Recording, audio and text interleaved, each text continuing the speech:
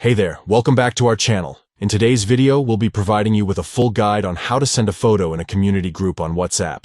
Let's get started. Step 1. Open WhatsApp on your Android device. Step 2. Once you're inside WhatsApp, tap on your community. This could be a specific community or a larger group of communities that you're a part of. Step 3.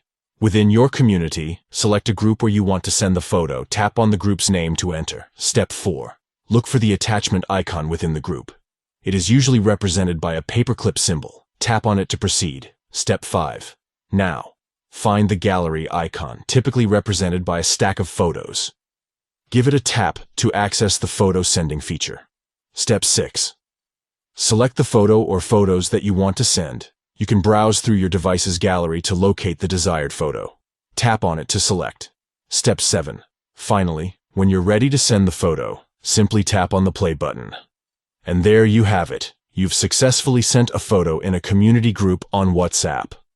If you found this guide helpful, don't forget to give this video a thumbs up and subscribe to our channel for more informative tutorials. Thanks for watching.